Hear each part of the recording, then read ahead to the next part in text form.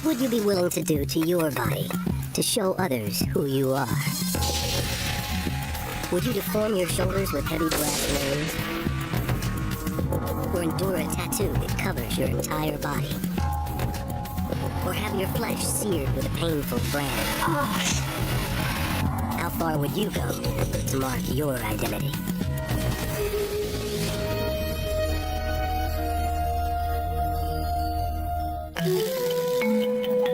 For thousands of years, people have marked their bodies to let others know who they are. To announce their tribe, their status, or what group they belong to. Modifying the body is a part of being human. It's a part of establishing culture. I don't think there are any cultures that have not modified the body. But markings that are normal for some, others may see as extreme.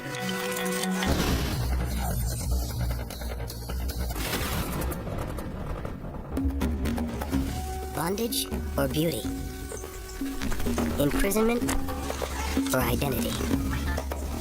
Westerners associate shackles with suffering, but one tribe in Asia considers these bonds of brass an essential mark of their identity. Would you endure pain and deformity to signal your identity to the world? In northwest Thailand, close to the Burmese border, lies a refugee camp. It harbors an unusual tribe, the last standard bearers of an extreme mark of identity. Stretched necks and shackled limbs define these women as Padang. For centuries, the Padang women have carried the tribe's mark, the collar known as Hwang. 48-year-old Manang works to ensure the tradition will continue. She's the village expert at binding women in rings of brass. When people see that you do it well, they come to you and ask you to put it on for them. Now, I've put it on many people. Hundreds. But each of them began the painful process as a girl, when her bones were small and flexible. Even on the young, however, the coils chafed. Today, 26-year-old Mabang has brought her young cousin to see the village expert. The child has been complaining of a sore neck.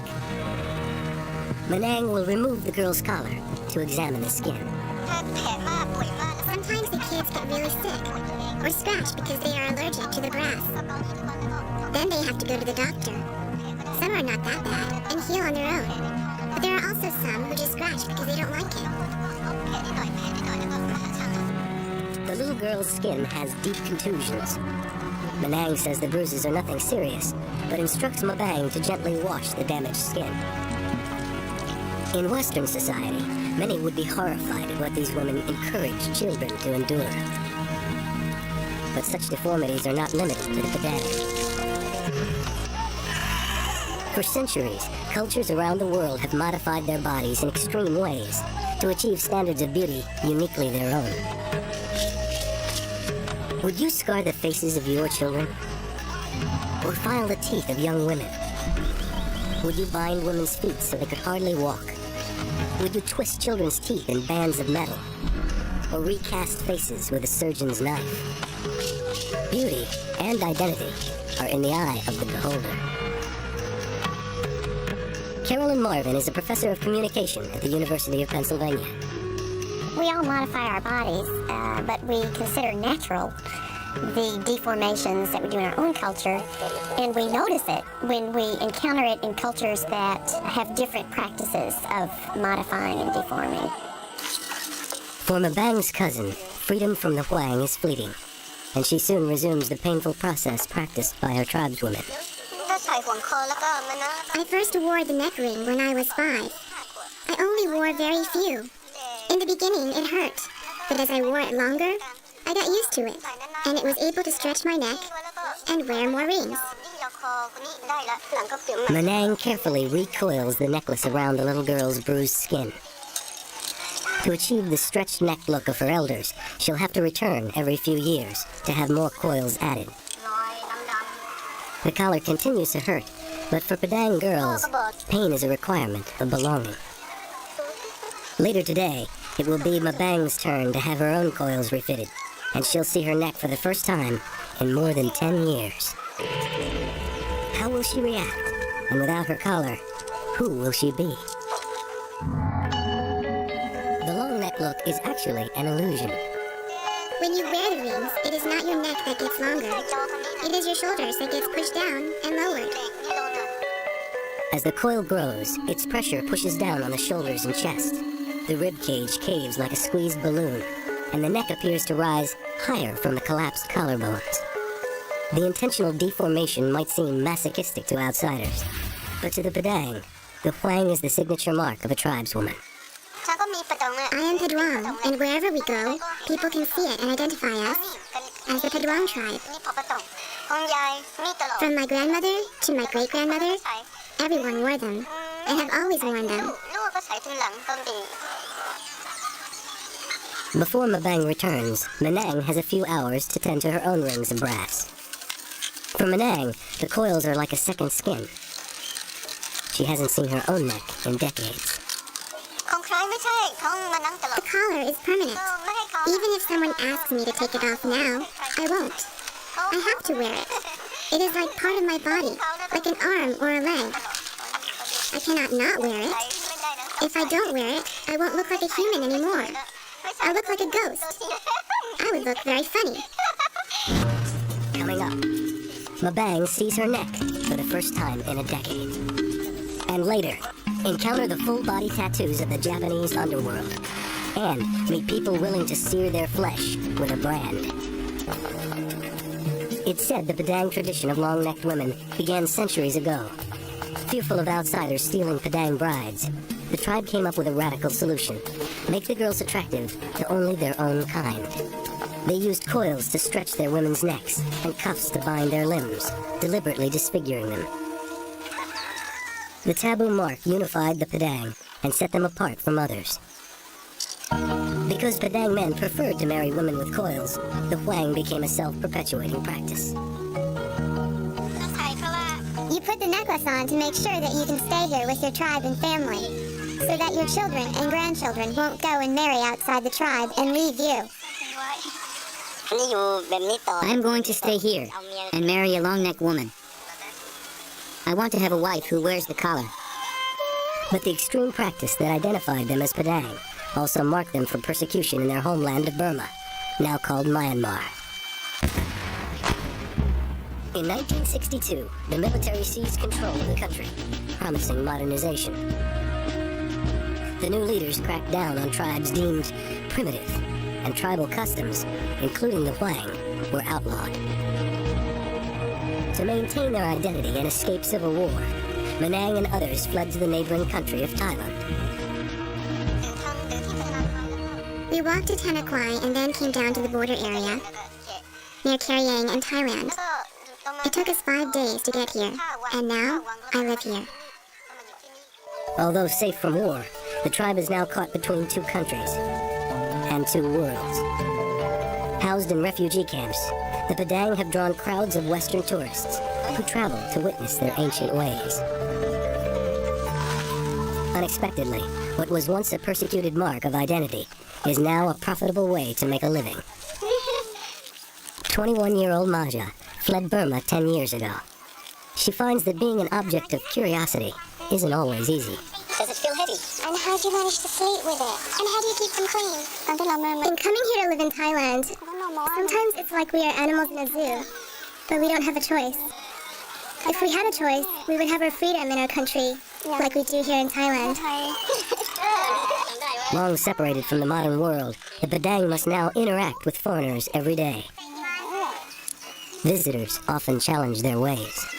I'm asking myself if they're doing it because they have to, or if they wanted it. You know, I saw a little girl, and I don't think that anyone asked her if it's comfortable to her or not. In my culture, I can choose what I want and what I don't want. In response to criticism, the Padang say that what's normal is in the eye of the beholder. The tourists already think that we're a bit strange, and they come here to look at us. We think that we are normal. If we took on their mentality, then we can also think the same thing about them, that they are strange as well. When we say that another culture is going to special lengths to mark their identity, we're saying that those aren't the lengths that we go to. But we have to remember that in our own culture, we also go to lengths in bodily terms to express our identity. These include facelifts and liposuction and breast enhancement and braces. All of these kinds of things are efforts at body modification that we consider desirable. Still, the questions of outsiders have led a few Padang women to wonder, how would they look without the whang? Would they still be Padang? Mabang will have the opportunity to find out. It's time for her refitting. It will take close to an hour of pulling at the grass before the rings can be lifted from Mabang's shoulders. She will have to be careful, though. Folklore says a woman's neck, long supported, can break if the collar is removed. Mabang's afraid the bones might break. You are used to your neck being in a certain position with the neck rings on. Then, when they're not there, you get a little lightheaded and dizzy sometimes. Finally, after more than a decade, the rings come off. Mabang is astonished at how light she feels. She only speaks the Burmese dialect, so Maja helps her express her feelings. Well, we never get to see what the neck looks like, so we want to have a look and see how it turned out. For outsiders, it's incredible to imagine never seeing one's own neck. For Mabang, it's a transformative experience. She wants to dress up in regular clothes and let her hair down and see if she will look pretty. With the mark of her culture removed, Mabang has at once shed one identity and taken on another. For Maja, the sight of her altered cousin is as strange a spectacle as the coiled necks are for tourists. She wears the rings every day, and she doesn't get to wear regular clothes. So today, she's trying it to see what it's like. That's why she wants these pictures, as a keepsake. As excited as she was to try on a new identity, Mabang eagerly returns to her old one, even though it may be years, even decades, before she sees her neck again. She says this is her tradition, so it does not feel strange. For Mabang, the embrace of coiled metal offers a passage back to who she is, not a restriction on who she might be. As refugees, the Padang have endured much to preserve their culture and their custom. Today, these rings of brass represent one tribe's commitment to a future that does not sacrifice its past. Most marks of identity are designed to be seen. Clear signs that proclaim the identity of the wearer to others. But there are some marks, even elaborate ones, that are meant to be hidden, revealed only to intimates and to fellow wearers of the mark.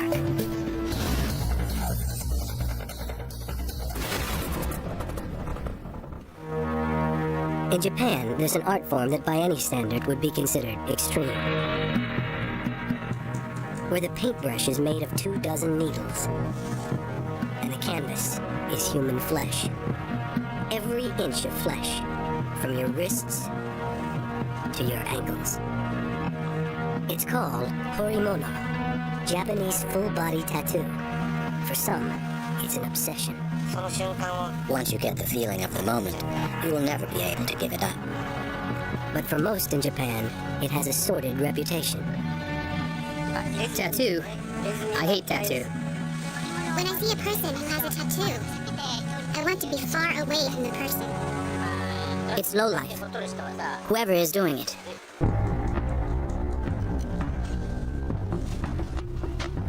These full-body masterpieces can cost tens of thousands of dollars, and a lifetime of suffering to complete.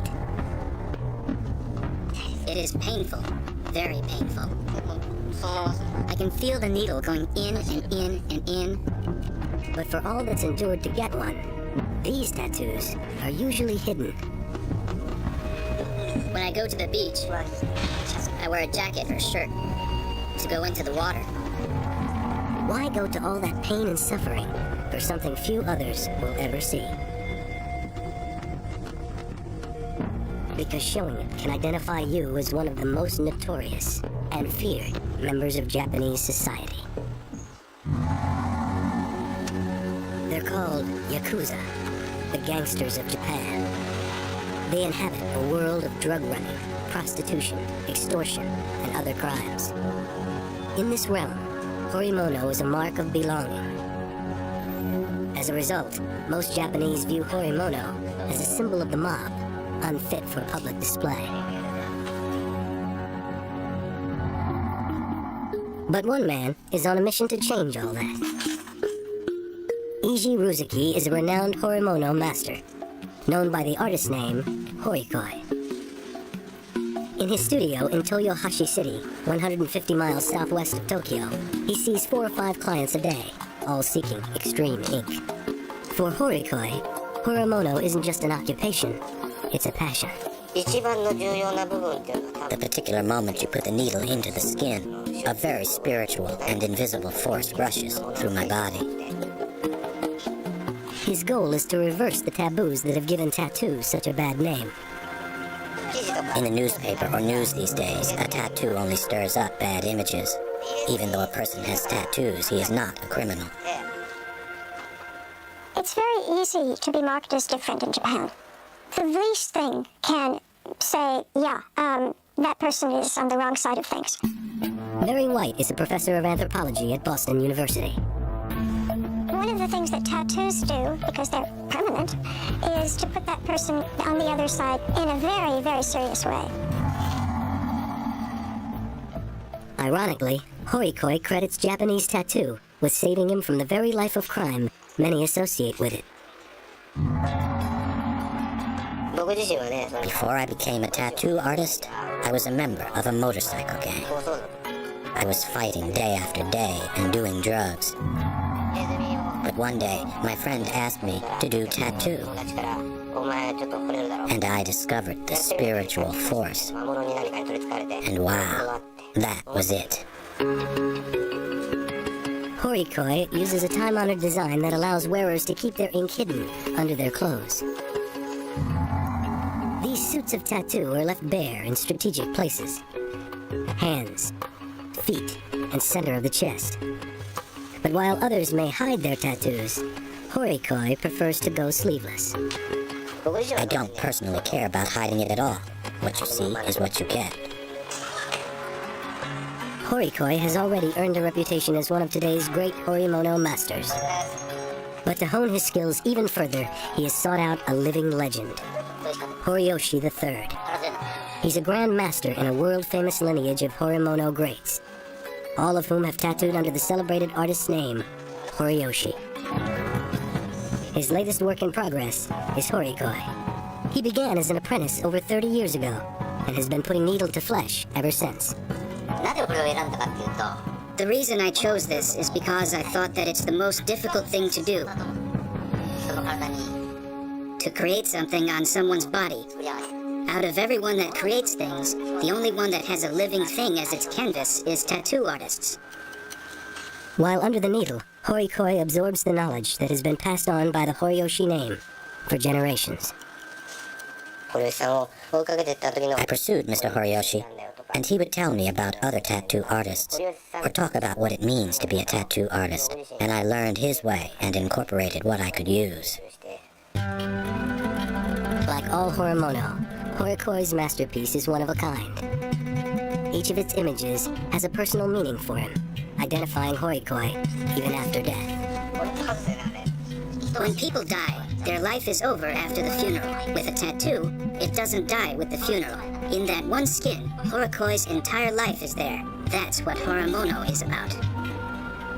Horiyoshi and Horikoi's bond is steeped in an ancient honor code held by Japanese warriors. He has some similarities with me. In short, there's the word called samurai in Japanese.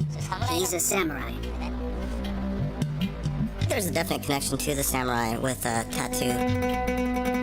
Takahiro Kitamura is a tattoo artist and author of books about horimono. The samurai ethic was composed of bravery, endurance, fortitude. This translates well into tattooing. When you see somebody with a full bodysuit, you know that they've endured a lot of hours of pain for that, and they've earned that.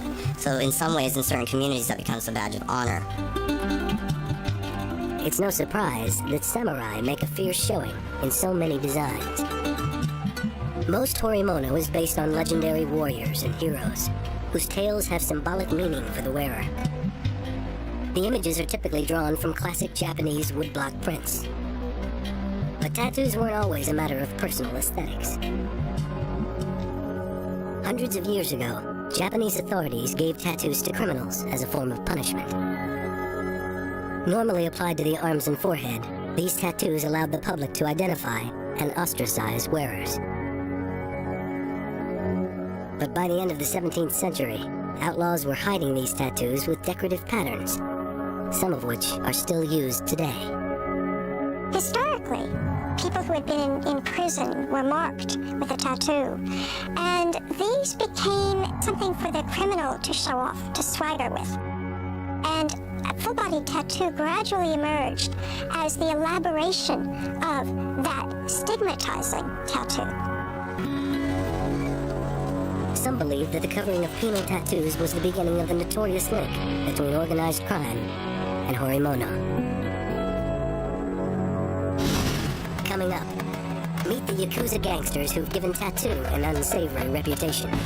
And later, would you endure burning a brand into your flesh just to express who you are? Enter the underworld of Japan. These men's faces must be concealed because they are members of the Yakuza. Akin to the American Mafia, they operate under a strict hierarchy of crime bosses and underlings, in which Yakuza minions pay dearly for mistakes. A gangster who fails his boss must often atone by cutting off his own pinky. Horikoi doesn't discriminate when it comes to horimono. Many mobsters have passed through his studio. Although the Yakuza have a strong basis in violence, they aren't violent all the time. An estimated 70% of all Yakuza bear the mark of horimono. Full-body tattoo has been said to appeal to Yakuza members because it takes years of suffering to endure, which provides evidence of loyalty to the group. Someone who stops in the middle of tattoo is the kind of person that stops other things in the middle. The man this Yakuza answers to, the mob boss, agrees. Living in the world of Yakuza is similar to living in the world of samurai. To endure the pain of getting tattoos, you learn to be patient. It became part of our creed. Despite its long association with the criminal element, tattoo is now finding its way into mainstream society. Takahiro Kimura would never dream of displaying his body art. As a school administrator, it's critical that he keep it hidden. It could be a reason to get fired if a person goes to work and shows his tattoos. Most people would never guess his secret. I don't think my students have found out about this yet. It's a tall task for Mr. Kimura to hide all of his tattoos, because he has taken his body art beyond traditional horimono. He doesn't just cover up with long pants and Oxford shirts.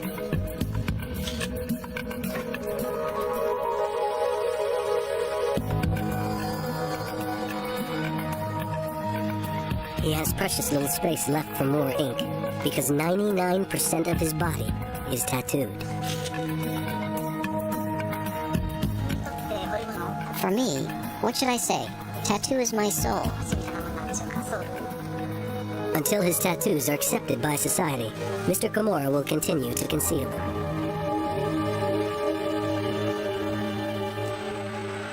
But Horikoi believes that the best way to change this prejudice is to take it on in the flesh. Once a month, he organizes an unusual performance at a local bar, exposing the public to an eclectic mix of karaoke, Japanese tradition, and horimono. It's a chance to redefine the meaning of the maligned mark. When I sing karaoke, I sing Japanese ballads to feel the samurai spirit and the honor associated with it. I especially like songs that tell stories about tattoos. By putting the spotlight on Horimono, Horikoi hopes to remove the stigma that has clung to it for so long. It would be very nice to eliminate that prejudice. His efforts may already be working. Publications that present tattoos in a positive way are on the rise across the country.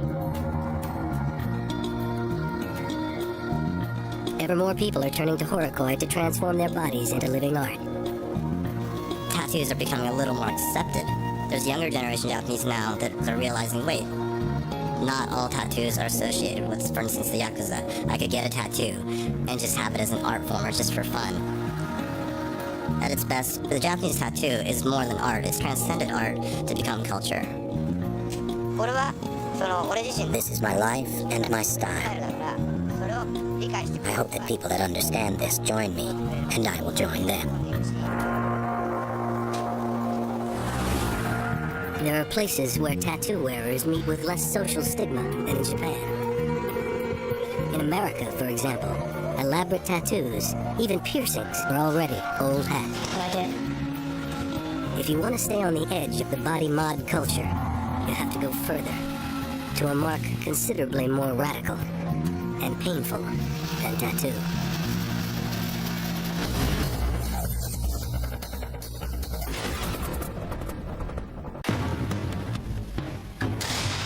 More and more in North America, young people are not content just to get pierced or tattooed. They want to make a personal statement in scars. They're getting their flesh burned with searing hot metal. They're getting branded.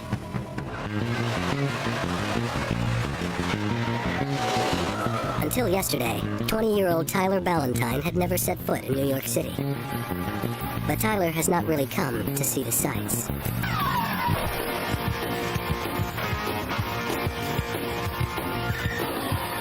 He's in New York for just one reason: to get a brand. I'm more nervous about being in New York than getting branded, to be honest. You hear all the stories of muggings, murders, other stuff that happens, and when you're just like a little vegetarian Canadian kid who's coming down here, you don't know what to expect. At home, in Toronto, Canada, Tyler works as a professional body piercer. So far, he has pierced himself 16 times, including the holes he has stretched in his earlobes. I like the feeling of getting pierced. When I get really stressed out or something, my head's just building up, a piercing will relax me. Tyler's even gone so far as to split his own tongue. Why would anyone do such a thing? Tyler insists his reasons are very personal. But the truth is, he's not alone. He's part of a growing subculture in North America that its devotees call body modification. Body modifiers like to experiment with extreme ways to decorate and even reshape their bodies. From tattoos, to scarification, to implanting objects under their skin. When we modify our bodies in ways that are abnormal or socially unacceptable, we are really sending a message to the broader culture that we don't want to belong in the ordinary sense. Victoria Pitts is a professor of sociology at Queen's College. So that makes branding very appealing to groups of people who are trying to establish a sense of difference. Body modifiers admit much of what sets them apart is dangerous and excruciatingly painful. But nothing, they say, feels or smells like having your skin melted away with burning hot steel. For his brand, Tyler has turned to Brian Decker, a fellow body modifier. I do a couple a month. It's not a huge thing because the subculture is just growing now and people are just learning to understand it a little bit more. Come on, this arm? Yeah. How low do you want to go? Starting from about halfway.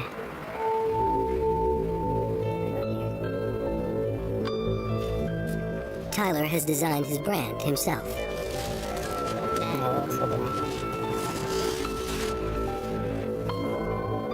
To Tyler, it represents freedom. Specifically, his freedom to modify his body any way he wants. It's the complete opposite of what a brand has traditionally signified. For centuries, ranchers have used brands to mark their cattle. Slave traders branded their captives. Later, African-American fraternity members adopted the practice.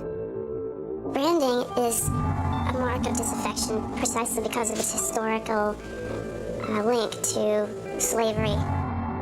Perhaps what's going on here is that there is an affirmation of self-ownership of the body. In other words, I could do this quite rebellious practice that might have been once done to me.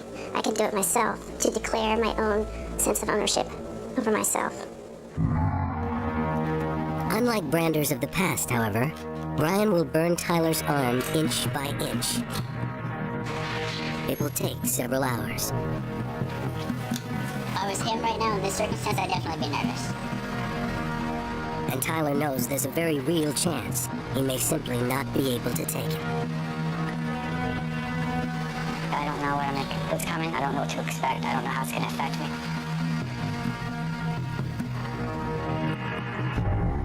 Coming up, can Tyler take the pain of a brand heated to 1,000 degrees?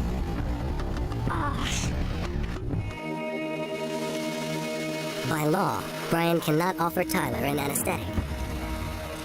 His only tools are a wedge of stainless steel, a vice grip, and a blowtorch. Tell me when you're ready.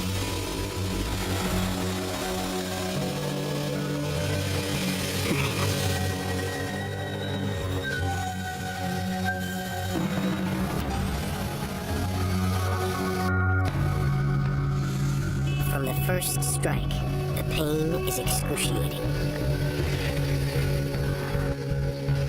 Heated to at least 1,000 degrees Fahrenheit, the steel instantly vaporizes Tyler's skin.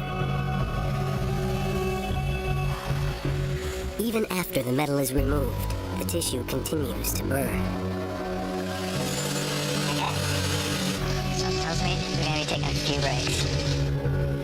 Branding is so torturous, Tyler is running the risk his body could go into shock. At the very least, his inflamed skin will remain susceptible to infection for days to come. You're getting a third-degree burn. If you don't take care of the third-degree burn, then, there's definitely a possibility for an infection that obviously could spread. Gradually, Tyler grows accustomed to the pain, and he is able to lay still and watch Brian finish. That scars, hopefully it's going to look decent. In all, the process has taken 5 hours. And despite the torment, Tyler is content with his accomplishment. He didn't quit. And he's gotten another unique mark to signal his identity. It hurt really bad, but what just made it all the more worse was the smell of it and hearing my skin pop. I know there's going to be mixed reactions. There's going to be people calling me nuts, but that's kind of the beauty of modification, is because you get to be able to see who actually looks into people. Really, it doesn't really matter what you look like. It shouldn't matter at all. At the other end of the country, another city has become a center for marking the body in extreme ways. You all set? Yep. Excellent.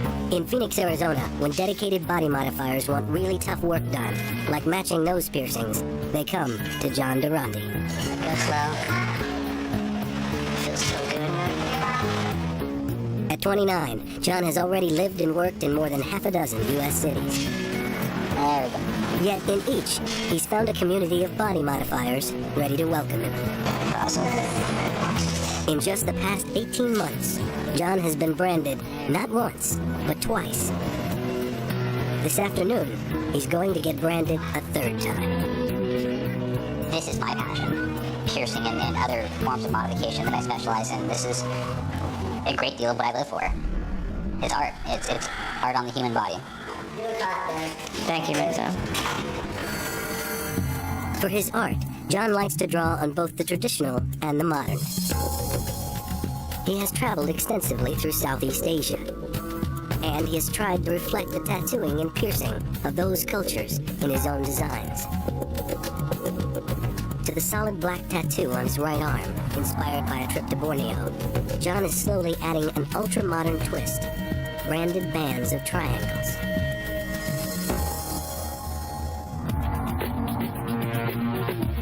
For each brand, John has relied on a well-known pioneer of body modification, Steve Hayworth. Hayworth is famous for the implants he's placed under the skin of hundreds of clients, all seeking to stay on the edge of the body mod culture. Steve has also developed his own branding method. It works not with heat, but with jolts of electricity. When you do branding, I think it's most like when you're at the dentist when they're drilling on your teeth. So it's definitely necessary that we vacuum that smell out of the house. We're doing the inside here first, please. Steve calls his method electrocautery branding. The result is the same. The skin is burned away. But it feels eerily different. This is being plugged into an electric machine, grounded out. You're completing the circuit. It feels like you're getting tattooed with a lightning bolt. It feels like you're getting electrocuted intentionally. It is an unnatural, unnerving, very uncomfortable sensation. This is the largest brand John's gotten so far, and the most painful. It's a lot of work. Before his design is complete, he'll have to endure the trauma of Steve's branding machine for almost an hour. Are you okay? I'm okay. All right, good. Great big deep breath in. Great big exhale. It's a lot to take, even for a mark of identity. There's a ritualistic element to the pain used in branding. Body modifiers are often quite proud of the fact that they can endure this kind of pain. To them, it signals that they're quite serious about what they're doing. At the end, both John and Steve are completely drained. Looks good. That's beautiful. Not really looking forward to the healing part, but that by far is the worst part. That is intense. Thank you, sir. You did good. But John's not done. Ultimately, he wants to have his entire arm branded.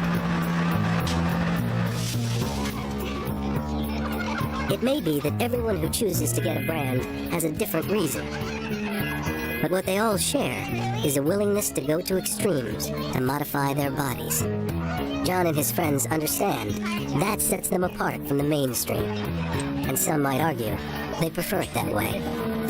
I don't look at horn implants or I don't look at split tongues. That makes me feel at home. You know, the absence of that would make me feel homesick. It's a freaky family. One of the things that happens with forms of scarification is you signal for all the world to know that in your body you know you are outside the group. You decide to embrace with some pride or to signal to other outcasts who are also outside the group that you and they can band together and become their own group. For body modifiers, brands are not just an extreme way to signify their status as social rebels. They're also keys to a separate and very elite club they can call their own. You may not want to have a brand burned into your flesh, or get a full body tattoo, or wear brass rings that make your neck look longer. But when it comes to marking one's body, it's all relative. Should a pierced tongue be taboo when pierced ears are universally accepted? They both speak to a shared human need to adorn, mark, or alter our bodies, a trait that marks us all as human.